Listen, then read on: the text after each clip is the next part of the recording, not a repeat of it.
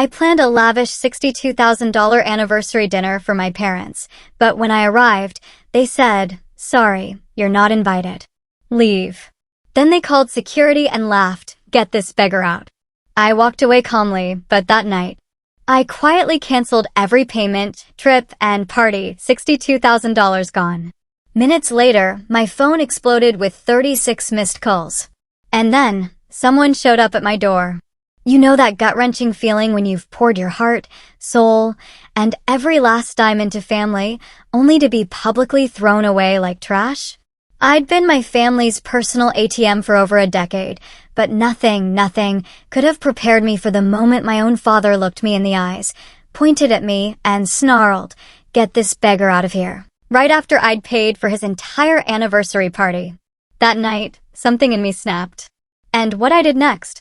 It changed everything. Growing up, my world felt like it existed in the shadows. I was Mackenzie, the middle child, stuck between my older sister, Heather, the dazzling golden child with perfect blonde hair and a cheerleader smile, and my spoiled younger brother, Eric, the baby of the family who could do no wrong.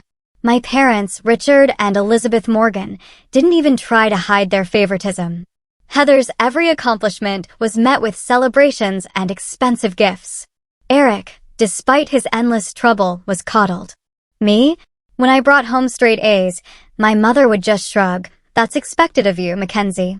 When I won the state math competition in high school, my father merely nodded and asked if I could tutor Eric since I was so good at it. From a young age, I learned I had to work twice as hard for half the recognition. This pattern only intensified as we got older. My parents bankrolled Heather's private university education, where she barely scraped by. I, on the other hand, worked 2 jobs and won a partial scholarship to State University, graduating with honors in finance. Do you know who came to my graduation? No one. My parents had a family emergency that day. Eric needed help moving into his new apartment.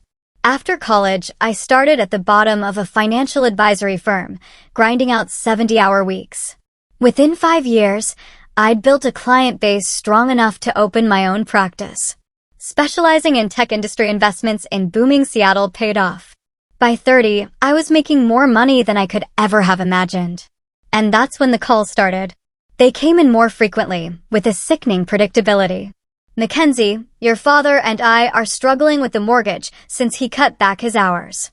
Could you help just this month?" My mother's voice always had that particular tone, a sickly sweet mixture of entitlement and manufactured desperation. Just this month turned into 6, then a year. Soon, I was paying their entire mortgage. Then came Eric's parade of failed ventures. First, a food truck he abandoned 3 months later. Then, an app that never made it past the concept stage.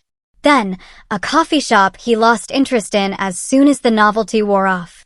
Each time, I was expected to provide the seed money. Heather's wedding was a financial black hole. As maid of honor, I was expected to pay for a bachelorette party in Vegas for 8 women. When I dared to mention my budget constraints, my mother pulled me aside, her eyes narrowed. "Your sister only gets married once. Do you want to ruin her special day because you're being selfish with your money?" The message was clear. My money was theirs, my feelings irrelevant. I was systematically excluded from family gatherings unless my checkbook was needed. Last Christmas, I found out they'd all gone to Aspen for a ski trip when I saw their perfect social media photos. When I called my mother, hurt, she said, "Oh, we didn't think you'd be interested. You're always working." Yet, 3 weeks later, Eric called, frantic, because his car was being repossessed. I wired $12,000 to save him. Always working, always paying. Then came the planning for their 40th anniversary party. My mother called, unusually warm and friendly. "Mackenzie, dear, your father and I are celebrating our 40th this year. We want to have a special celebration at La Maison." La Maison. Seattle's most expensive restaurant, famous for its private events and celebrity clientele. I looked it up later. The rental alone would cost thousands. "That sounds wonderful, Mom," I said, genuinely happy, naive enough to think I was finally included. "We'll need your help with the deposit," she continued, her voice slipping into that familiar expectant tone. It's $18,000 for the private dining room and initial catering commitment. I swallowed hard. That was a significant sum, even for me. But I wanted so desperately to be part of this family milestone. Of course, I can help with that. Perfect. I'll have the event planner call you for the credit card details. We're thinking about 60 guests. 60 guests? That's quite a gathering. Who all is coming? I asked, already calculating the final bill would likely exceed $50,000. Just family and close friends, my mother replied vaguely. We'll send you the details later. The details never came. Each time I asked about the event, my questions were deflected. Don't worry about it, Mackenzie. Just focus on your work. We know how busy you are. 2 weeks before the event, a knot of unease twisting in my stomach, I called Heather to ask what I should wear. Oh, she sounded surprised. Are you coming? I thought you'd be too busy. My heart sank. Of course, I'm coming. I paid the deposit, I said, confusion lacing my voice. Right. Well, it's formal. Black tie. She quickly changed the subject. I spent the next week finding the perfect dress, a classic black Valentino that cost more than most people's monthly rent.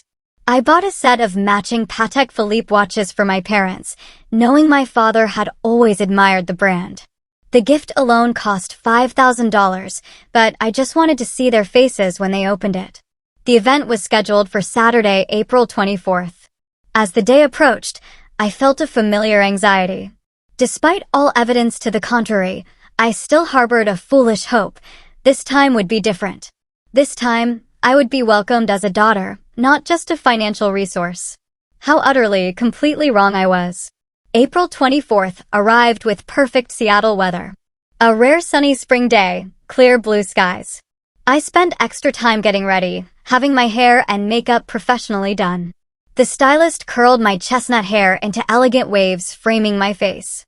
My makeup was subtle but polished, highlighting my green eyes, the only feature my mother had ever complimented. The black Valentino dress fit perfectly. I paired it with simple diamond studs and the sapphire pendant my grandmother had left me, the only family member who had ever shown me unconditional love. The gift box with the watches sat on my passenger seat, wrapped in silver paper with a blue bow, a beacon of hope I still clung to. La Maison occupied the top floor of a historic building with stunning views of Elliott Bay. I validated my car and walked into the marble lobby, excitement and nervousness battling in my stomach. Private event for the Morgans, I told the elevator attendant. Top floor, ma'am. When I reached the restaurant's entrance, a hostess in a sleek black uniform greeted me. The space behind her was transformed with elegant floral arrangements and soft lighting. I could hear the murmur of conversation, gentle. Classical music. It looked like a dream. Good evening. I'm here for the Morgan anniversary celebration, I said with a smile. She glanced down at her tablet, scrolling through what I assumed was the guest list. Her brow furrowed. Your name, please. Mackenzie Morgan. I'm Richard and Elizabeth's daughter. She scrolled again, looking increasingly uncomfortable.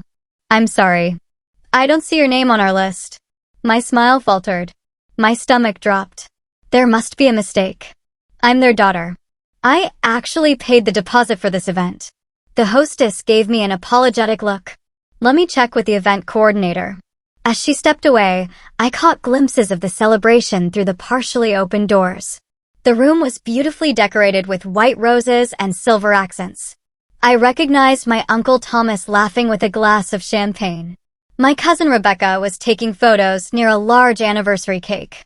Everyone was dressed elegantly, exactly as I had been told. My party. The hostess returned with a woman in a tailored suit who introduced herself as the event coordinator. Miss Morgan, I understand there's some confusion. Your name isn't on our approved guest list. That's impossible. I insisted, my cheeks beginning to flush with embarrassment. I'm their daughter. I paid the $18,000 deposit for this event. She nodded uncomfortably. Yes, we have record of your payment. However, the final guest list was approved by Mr. and Mrs. Morgan personally, and you're not on it. Perhaps there was a miscommunication. People were starting to look our way. I clutched my gift tighter, trying to maintain my composure. May I speak with my parents, please? "I'll see if they're available," she replied, disappearing through the doors. I stood in the lobby, acutely aware of being watched by the restaurant staff. Minutes ticked by, each one an eternity. I saw more family members arrive. Heather and her husband with their 2 children, all dressed impeccably. She saw me waiting in the lobby, but quickly averted her eyes, hurrying past without acknowledgement. Eric arrived next with his latest girlfriend. He at least had the decency to look embarrassed when he spotted me, mumbling something to his date before they were quickly ushered inside. After 15 excruciating minutes, the doors opened again. Instead of the event coordinator, my parents emerged.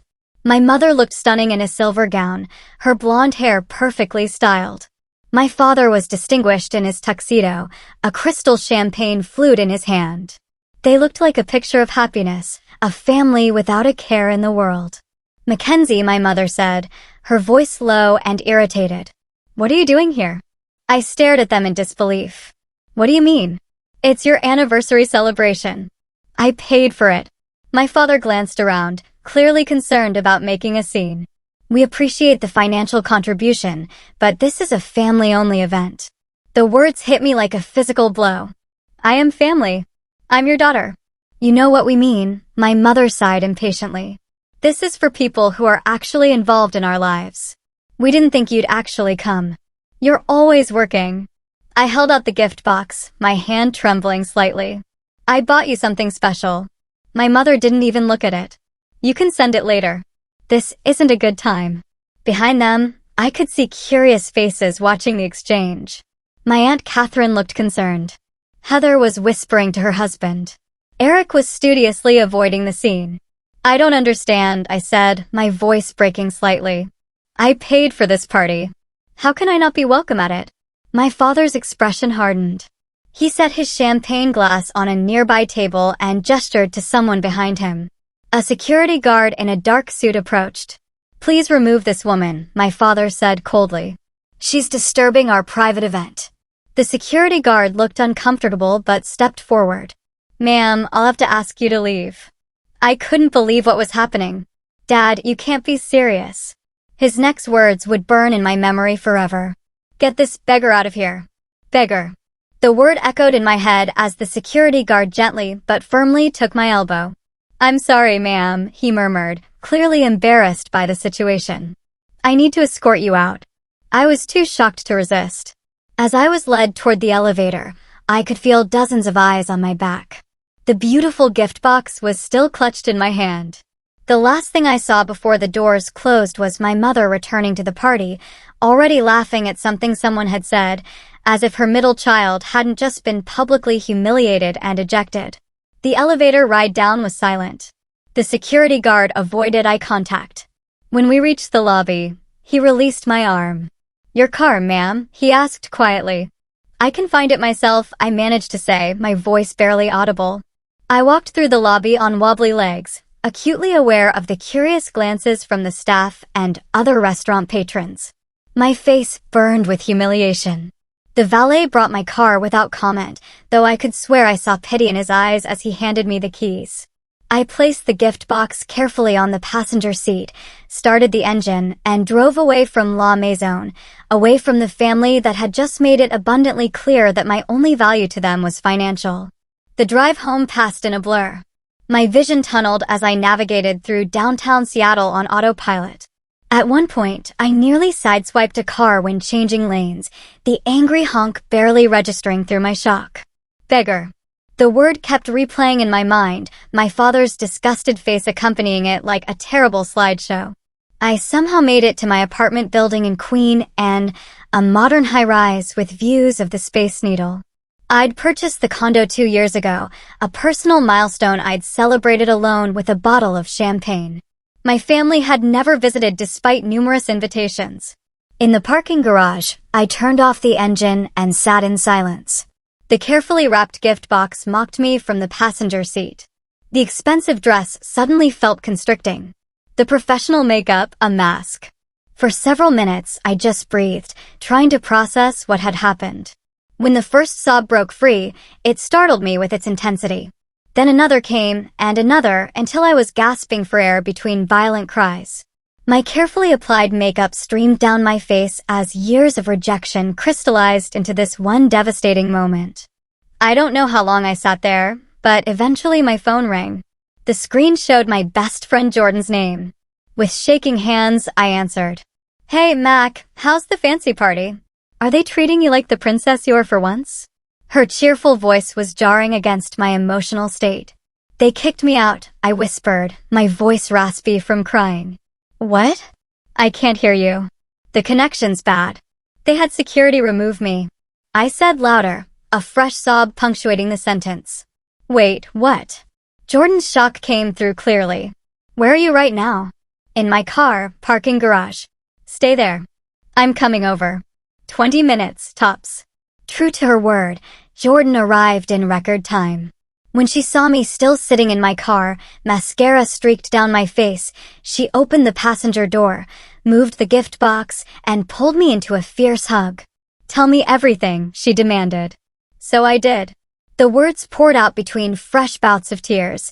The guest list exclusion, my parents' cold dismissal, the security escort, the beggar comment. Jordan listened, her expression transitioning from shock to outrage. Those entitled, manipulative, soul-sucking vampires, she finally spat when I finished. "Mac, this is beyond dysfunctional. This is abuse."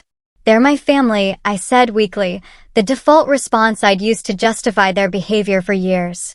"No," Jordan said firmly. "Family doesn't treat each other like ATMs. Family doesn't publicly humiliate each other. Family doesn't take and take and take without giving anything back." We made our way up to my apartment where Jordan helped me out of the designer dress and into comfortable clothes. She removed my ruined makeup while I sat numbly on the edge of my bathtub. Then she poured us both large glasses of wine and ordered delivery from my favorite Thai restaurant. "You know the worst part?" I said, staring into my wine glass. "I have records of everything I've ever given them. Every loan, every gift, every bill paid. I keep meticulous financial records. It's literally my job. But I've never had the courage to add it all up." "Maybe it's time," Jordan suggested quietly. I nodded, reaching for my laptop. While we waited for the food, I opened my personal finance tracking software. I had a special category labeled Family Support that I had been faithfully documenting for years. With a few clicks, I generated a report. The total made us both gasp. $327, $845.38. Over the past decade. "Oh my God, Mac," Jordan whispered. "That's a house. That's multiple college educations. That's retirement savings." I scrolled through the itemized list, memories attached to each entry, Eric's failed businesses, Heather's wedding and subsequent home renovation, my parents' mortgage payments during the rough patches that somehow never ended, medical bills, car payments, luxury vacations I wasn't invited to join. "And that doesn't even include tonight's deposit," I said hollowly. Something shifted inside me as I stared at the number.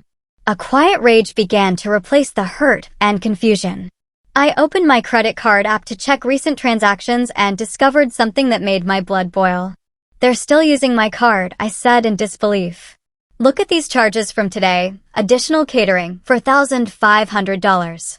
Premium bar package, $3,200. Anniversary cake from Celebrity Bakery, $800. They didn't even tell me. They just kept charging. On a hunch, I opened Instagram. Sure enough, Heather had already posted photos from the event. One showed my parents cutting the elaborate cake I had unknowingly paid for. The caption read, "Celebrating 40 years of the perfect love story with our tight-knit family." So blessed to have parents who taught us what unconditional love truly means. I scrolled through more photos. One showed Eric presenting my parents with what appeared to be plane tickets. His caption, "Alaska cruise for the anniversary couple. Can't wait to hear about your adventures." The cruise I had booked and paid for 3 months ago, presented as his gift. Another photo showed Heather's husband raising a toast to Richard and Elizabeth and the wonderful family vacation they're hosting for all of us in Disneyland next month. The Disneyland trip I had arranged and funded as a surprise for my niece and nephew, now being claimed by others. "They're taking credit for my gifts," I said, my voice strangely calm now. They're using my money to buy themselves adoration. Jordan looked at the phone, then at me. What are you going to do? I closed the laptop and set down my wine glass. The hurt was still there, a dull ache, but now it was crystallizing into something harder, more resolute. I'm done being their ATM. I slept surprisingly well that night, as if my body needed to shut down and process the trauma. When I woke up the next morning, the events of the previous night came flooding back, but the overwhelming emotion had been replaced by something else: determination. I showered, made coffee, and sat at my kitchen island with my laptop. It was Sunday, so my office was closed, but I texted my assistant, Chloe, who had been with me for 5 years and knew more about my family situation than anyone except Jordan. Need your help with something personal. Can you come by my apartment around 10 o'clock? She replied immediately. Of course. Everything okay? It will be, I wrote back. While waiting for Chloe, I created a new spreadsheet. This one wasn't just a record of past transactions, but a comprehensive list of all current and future financial commitments I had made to my family. $18,000 anniversary party deposit at La Maison, already paid. $22,000 for Alaska cruise anniversary gift, paid, scheduled for June. $39,000 for Heather's family trip to Disney, paid, scheduled for May. $15,000 business loan to Eric, funds transferred but not yet used. $8,000 country club membership renewal for parents, due next week. Total current obligations, $62,000. I stared at the number. That was more than many people made in a year, and it represented just the current commitments, not the hundreds of thousands already spent. When Chloe arrived, her eyes widened at my appearance. Despite the shower and coffee, I clearly looked rough. What happened? She asked, setting down her laptop bag. I told her everything, keeping my voice steady and factual. Chloe had witnessed many phone calls from my family over the years, always about money, always urgent. She had seen me drop everything to wire funds or make calls on their behalf. But even she was shocked by the anniversary party story. That's beyond cruel, she said when I finished. What do you need from me? I need to know my legal position on these financial commitments, I said, showing her the spreadsheet. What can I cancel?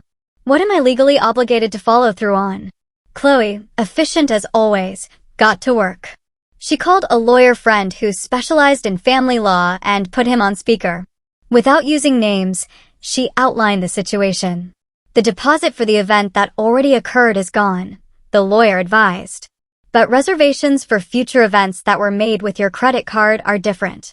You have every right to cancel those, especially if there was no written agreement that these were gifts.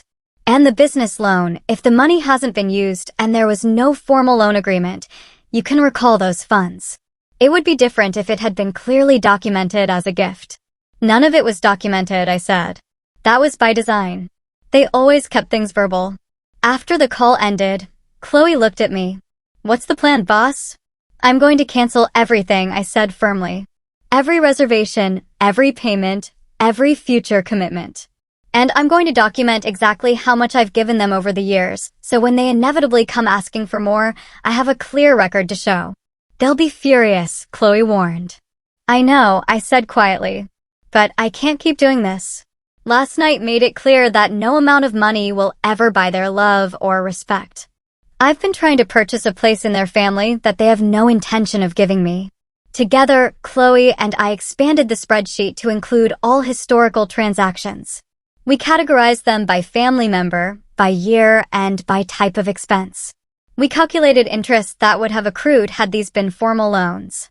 We estimated the opportunity cost of these funds had they been invested in my standard portfolio. The final document was staggering. Over $320,000 in direct payments. Nearly $80,000 in estimated lost investment returns. Over $400,000 total. I could have bought a vacation home, I whispered, staring at the number. I could have funded an entire charitable foundation. You still can, Chloe reminded me. Once you stop the bleeding. We set up email notifications for when the cancellations would be processed. I knew the fallout would be swift and severe. My family would not take this financial cutoff lightly. Are you ready for their reaction? Chloe asked as we finished our preparations. I hesitated. For a moment, The familiar guilt and obligation surfaced. Images flashed through my mind. My mother's tears, my father's anger, my siblings' accusations, the family bonds, however dysfunctional, that had defined my entire life. Then I remembered standing in that restaurant lobby, the security guard's grip on my elbow, my father's voice. "Get this beggar out of here." "Yes," I said, my resolve hardening. "I'm ready." Monday morning arrived with a sense of purpose I hadn't felt in years. I had made my decision, and now it was time to execute my plan with the same methodical precision I applied to my professional life. My first call was to La Maison. I asked for the event manager who had handled my parents' anniversary. "Miss Morgan, how can I help you?" she asked, her voice cautious. She clearly remembered the previous night's scene. "I'd like to discuss the charges to my credit card from last night's event," I said calmly. Yes, the final bill came to $23,475, including the additional services requested on site. "The charge will process today." I did not authorize those additional charges, I stated. I approved only the initial $18,000 deposit.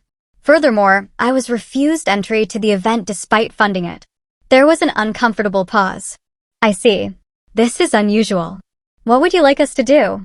"I will not dispute the initial deposit," I said, "but I want the additional charges canceled immediately, and I'd like the record to show that the remainder of the bill should go to Richard and Elizabeth Morgan directly." "I understand," she said carefully. "And the deposit, I had considered demanding it back, but something else occurred to me. Please redirect the deposit as a donation to Seattle Children's Hospital. I'd like the donation to be anonymous. Can you arrange that?" She sounded surprised but pleased. "Yes, we can definitely do that. I'll email you confirmation once it's processed." Next, I called the cruise line. The Alaska voyage was scheduled for June, a 7-day luxury trip I had booked for my parents' anniversary gift. "I need to cancel a reservation," I told the customer service representative. Booking number AC 789-542, the Alaska Glaciers Deluxe Package for 2. "This is a premium reservation with a strict cancellation policy. There will be a fee." "That's fine," I replied. "Please process the cancellation and refund the remaining amount to my original payment method." "And should we notify the travelers of the cancellation?" I considered this. "No, that won't be necessary. I'll handle that personally." The Disney trip cancellation was next. This one was harder emotionally as I pictured my niece and nephew's disappointment. They were innocent in all this, but I couldn't separate them from their mother's behavior. Still, I made a mental note to perhaps send them gift cards directly for their birthdays. "I need to cancel the Morgan family package at Disney World, May 15th to 20th, I told the Disney representative. "Of course, the cancellation fee is 20% of the package price." "That's acceptable," I said. For Eric's business loan, I contacted my bank and explained that I needed to freeze the funds in the business account I had set up. Since the account was in my name with Eric as an authorized user, I had the right to restrict access. "The funds haven't been touched yet," the bank manager confirmed. "We can freeze the account immediately." "Please do," I said. "And send me confirmation when it's done." The country club membership renewal was the easiest. A simple call to the membership office. "I won't be renewing the Morgan family membership this year. Mr. and Mrs. Morgan have been members for 8 years, the membership director noted. "They'll be disappointed." "I'm sure they will," I replied, feeling nothing. By noon, all cancellations had been processed. The only thing left was to prepare for the inevitable backlash. I drafted a simple automatic reply for my family's numbers. "Financial services permanently discontinued. All inquiries will be directed to this automated response." I scheduled it to activate at 5 p.m., giving the various organizations time to process the cancellations and potentially notify my family. Then I blocked their numbers temporarily, not permanently, as I wanted to see their reactions, but I needed a buffer to prepare myself. That evening, Jordan came over with takeout and wine to provide moral support. "It's done," I told her as we sat on my balcony overlooking the Seattle skyline. "How do you feel?" she asked. I considered the question carefully. "Lighter. Like I've put down a burden I've been carrying so long, I forgot what it felt like not to have it weighing me down." "Any regrets?" "Not about the money," I said honestly. "But I'm sad about what this reveals." That after all these years, all these sacrifices, they never really saw me as family, just as a resource. Jordan raised her glass. To your Independence Day. I clinked my glass against hers. To boundaries. We were halfway through dinner when my phone began to vibrate continuously. I had set it to silent but left it face up on the table. The screen lit up with notification after notification. Missed call from Mom. Missed call from Dad. Missed call from Heather. Text from Eric. What the hell is going on with the business account? Missed call from Mom. Voicemail from Dad. Text from Heather. The Disney reservation is showing as canceled. Fix this now. Missed call from Mom. Missed call from Mom. Email from Dad. Call immediately. Emergency. The notifications kept coming, increasing in frequency and urgency. Within 20 minutes, I had 36 missed calls. Wow, Jordan said, watching the phone vibrate itself almost off the table. That didn't take long. I felt strangely calm as I watched the digital meltdown. They must have all found out at once. Are you going to respond? I shook my head. Not tonight. They need to sit with this feeling for a while. The feeling of having something they were counting on suddenly pulled away without explanation. Jordan gave me a look of admiration. You're handling this like a boss. I am a boss, I replied with the first genuine smile I'd felt in days. It's about time I remembered that. We finished dinner and Jordan left around 9 p.m. I took a long bath, ignoring the continuing notifications from my phone. I slept deeply for the second night in a row, unburdened by the weight of impossible expectations. The pounding on my door started at 7 a.m. The aggressive knocking jolted me awake. For a moment, I was disoriented, but the angry voices in the hallway quickly reminded me of yesterday's events. Mackenzie, open this door right now. My father's voice, commanding as always. We know you're in there. My mother, shrill with indignation. I slipped on a robe and approached the door cautiously. Through the peephole, I could see my parents, Heather, and Eric all crowded in the hallway. Their faces were contorted with anger. My father's complexion was approaching dangerous levels of red. I took a deep breath and opened the door. What is the meaning of this? My father demanded, pushing past me into the apartment without waiting for an invitation. The others followed, creating a semicircle of fury in my living room. Good morning to you too, I said calmly, closing the door. I see you all got my messages. Messages? Heather shrieked. You canceled our Disney vacation without a word. Jackson and Emma have been looking forward to this for months. The cruise line called us, my mother added, her voice trembling with what I now recognized as manufactured emotion. They said our anniversary cruise was canceled. We'll be humiliated in front of our friends. We already announced it at the party. Eric stepped forward, his face twisted with self-righteous anger. You froze the business account. I have suppliers waiting for payment. You've destroyed my reputation. My father's voice cut through the cacophony. Fix this now. Whatever game you're playing stops immediately. They all stared at me expectantly, confident in their collective ability to bring me back in line. In the past, it would have worked. The guilt, the obligation, the desperate need for approval would have had me reaching for my phone to undo everything. But something had fundamentally changed inside me. No, I said simply. The single word landed like a bomb in the room. There was a moment of stunned silence before they all started talking at once again, voices rising in pitch and volume. You're clearly having some kind of breakdown, my mother declared. This is why you're always alone. Heather snapped. You're unstable. I'll sue you. Eric threatened. That money was promised to me. My father stepped close, using his height to try to intimidate me as he had when I was a child. You will fix this mess right now or you're no longer part of this family. I laughed then. A genuine laugh that stopped their tirade in its tracks. Not part of the family? When was I ever part of the family? When you needed your mortgage paid. When Eric needed another failed business funded. When Heather wanted a fairy tale wedding. That's not family. That's exploitation. I walked to my desk and picked up the printed spreadsheet Chloe and I had prepared. In the past 10 years, I have given this family $327,845.38. That doesn't include the additional $62,000 in current commitments I just canceled. I handed the document to my father, whose hand took it automatically. Everything is itemized there. Every payment, every gift, every loan that was never repaid, plus the calculated interest and opportunity cost. They stared at the paper, momentarily silenced by this staggering figure. "We're your family," my mother finally said, as if that explained and excused everything.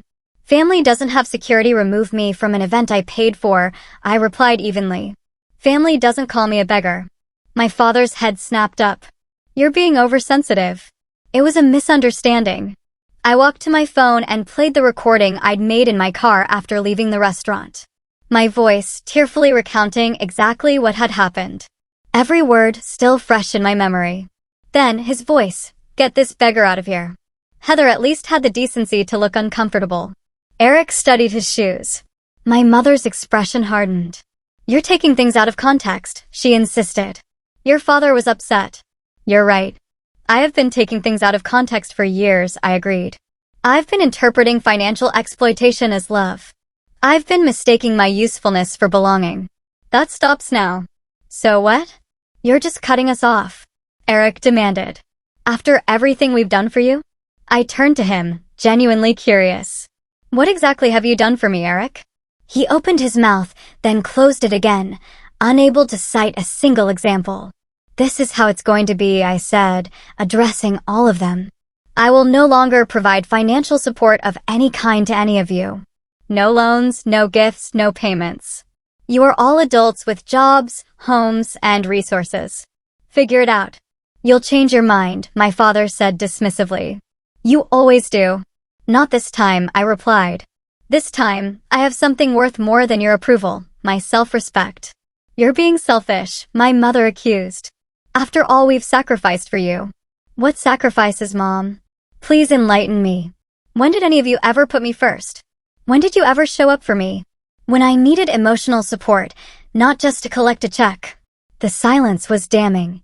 "You need help," Heather finally said. "Professional help." "On that, we agree," I replied. "I started therapy last week. My therapist has a term for what's been happening: financial abuse." "That's ridiculous," my father scoffed. "You're the one cutting off your family when we need you." "Need my money?" I corrected. "Not me. Never me." The conversation devolved from there. Threats were made. Tears were shed. My character, mental health, and moral fiber were all called into question. I remained calm, repeating my position clearly each time they tried to find a crack in my resolve. After nearly an hour of emotional battering, they finally realized I wasn't going to cave. "This isn't over," my father declared as they moved toward the door. "You'll regret this decision." "I already regret the past 10 years, I replied honestly. "But I won't regret today." As they filed out, my mother turned back with one final attempt. "What will people think when they hear how you've abandoned your family?" "I don't know, Mom," I said, meeting her gaze. "What did they think when they watched you have security escort me out of a party I paid for?" She had no answer for that. After they left, I leaned against the closed door, expecting to feel devastated. Instead, I felt strangely peaceful. The confrontation had been ugly, but necessary. The threats and manipulation that had worked so effectively in the past now seemed transparent and pathetic. My phone pinged with a text. I braced myself for more family drama, but it was from my cousin Rebecca. "I saw what they did to you at the party. It was cruel and wrong." I wanted to say something but was too cowardly. "I'm sorry. For what it's worth, I'm proud of you for finally standing up for yourself." It was the first genuine expression of support I'd received from any family member. I texted back a simple, "Thank you." That means a lot. Perhaps I wasn't completely alone in the extended family after all. It was a small comfort, but real. And reality, however painful, was better than the illusion I'd been living in for so long. 6 months passed like a dream.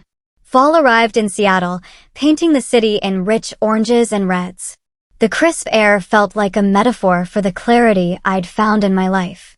The immediate aftermath of the confrontation had been challenging.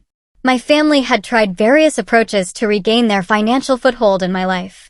My father sent formal emails demanding repayment for all they had invested in raising me.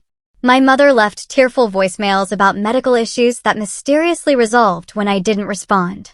Eric claimed his business was failing because of me.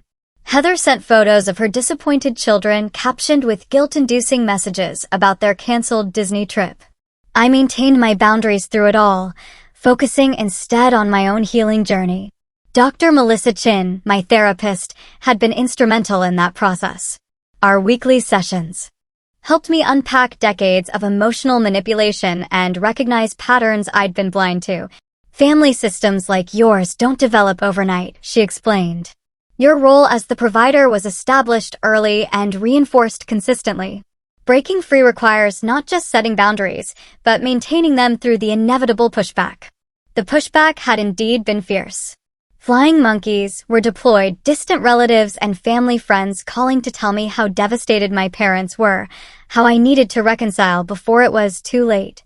I politely but firmly ended these conversations, refusing to justify my decisions to people who had watched the exploitation for years without comment. My professional life flourished as I redirected energy previously consumed by family drama. I expanded my client base, hired 2 new advisors, and was featured in a financial magazine. New friendships blossomed too. Through a support group for survivors of family financial abuse, I met Alana, Desiree, and Thomas, who understood my experience in ways even Jordan couldn't. Our monthly dinners became a safe space for sharing victories and setbacks in our parallel journeys. As October arrived, I faced my first holiday season with my new boundaries intact. Thanksgiving had always been a fraught occasion in the Morgan family, elaborate celebrations that I was expected to fund, but never fully welcomed into. This year would be different. I'm hosting Friendsgiving, I announced to Jordan over coffee one morning. Will you come? Try and stop me, she grinned. Who else are you inviting? The support group crew, some colleagues, Chloe and her husband. And actually, my cousin Rebecca reached out again. After her initial text of support, Rebecca and I had cautiously reconnected. She shared that my parents had spent years controlling the family narrative about me, painting me as cold, work-obsessed, and uninterested in family bonds. My public disinheritance, as they characterized it, had created fissures in the extended family, with some questioning the established narrative for the first time. Rebecca said she and her husband want to come, I continued. And possibly my Aunt Catherine, your mom's sister. Jordan raised an eyebrow. Brave woman. Apparently, she and Mom aren't speaking anymore. Catherine called her out about what happened at the anniversary party. The Friendsgiving dinner was a revelation. 16 people gathered in my apartment, none demanding anything from me except conversation and connection. Rebecca brought a homemade pumpkin pie and a decade of family gossip I'd been excluded from. Aunt Catherine arrived with an envelope. I should have given you this years ago, she said privately as guests mingled around us. Your grandmother asked me to pass it along after she died, but your mother convinced me to wait until you were more stable. She made air quotes around the last words, her disgust with the manipulation evident. Inside was a letter and a bank statement. I read the letter with growing amazement.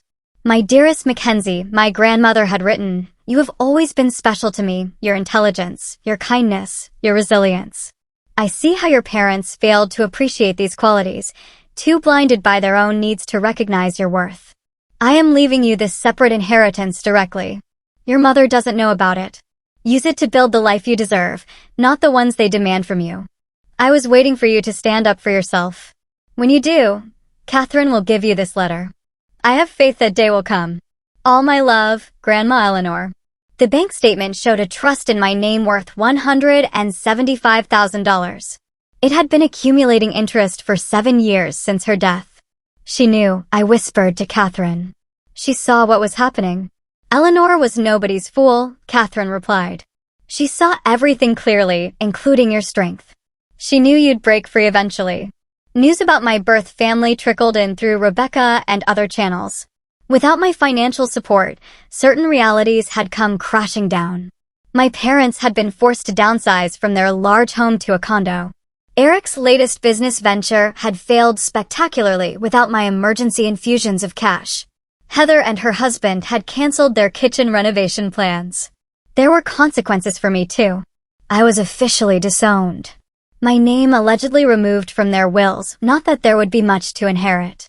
I was no longer mentioned at family gatherings. According to Rebecca, my mother had removed all photos of me from their home. Strangely, these developments caused me less pain than I had anticipated. The family I had desperately tried to buy my way into had never really existed. The love I had sought had always been conditional, based on what I could provide rather than who I was. In December, I received an unexpected message from my father. Unlike the angry demands of previous communications, this one was brief and subdued. Your mother and I are having coffee at Westlake Center tomorrow at 2. If you're available, we'd like to talk. I discussed it with Dr. Chin in our session that afternoon. What do you want to do? She asked. Part of me is curious, I admitted. Another part is afraid they'll try to pull me back in somehow. Those are both valid feelings. What boundaries would you need to make this meeting feel safe? I considered this carefully. Public place, limited time, no financial discussions. Those sound like healthy boundaries, she nodded. Remember, you can leave at any time if they're not respected.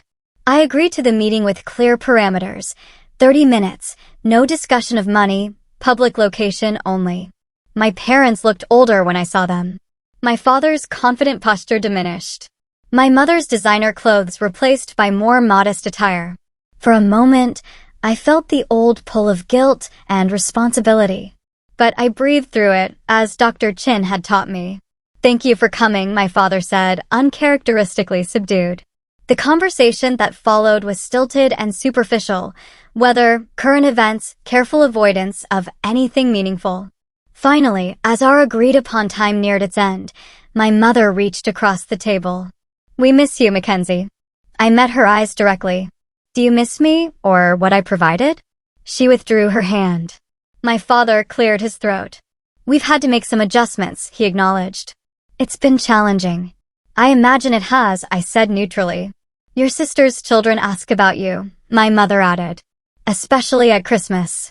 I thought about Jackson and Emma, innocent in the adult drama. They can call me anytime. They're welcome in my home. Without their parents, my mother's tone sharpened. My boundaries haven't changed, I replied calmly. I'm open to rebuilding relationships, but not financial relationships. They exchanged glances, a familiar, silent communication that had always excluded me. My father sighed. We should go, he said to my mother. To me, think about what family really means, Mackenzie. I smiled slightly. I have. Every day for the past 6 months. As they walked away, I realized something profound. Their power over me was gone. Not just financially, but emotionally. Their approval, so desperately sought for decades, no longer determined my worth. That evening, I hosted a holiday party in my apartment. Friends, colleagues, my growing circle of chosen family gathered to celebrate. Chloe brought her new baby. Jordan announced her engagement. Thomas from the support group shared that he'd finally sold his novel. As I looked around at these people who valued me for who I was, not what I could provide, I felt my grandmother's presence. She had seen this day coming. She had believed in my strength when I couldn't see it myself. The inheritance she'd left me remained largely untouched. I had established a small foundation with a portion of it, providing educational grants to young people estranged from family support systems. The rest waited for a purpose worthy of her faith in me. My phone buzzed with a text from Rebecca. Proud of you for today. Boundaries intact. Eleanor would be beaming. I smiled and rejoined my guests. The apartment was warm with conversation and laughter, decorated with lights that reflected in the windows overlooking the Seattle skyline. This was what real family felt like. Chosen, reciprocal, unconditional. The journey hadn't been easy. There would be more challenges ahead, more boundary tests, more moments of doubt. But I had found something more valuable than approval, more enduring than the false security of dysfunctional bonds. I had found myself. Have you ever had to set difficult boundaries with family or friends who saw you as an ATM rather than a person? Share your experience in the comments below. And if this story of breaking free from financial abuse resonated with you, please like, subscribe, and share with someone who might need to hear it. Remember, your worth isn't measured by what you provide others. It's inherent in who you are. Thank you for being part of this journey with me.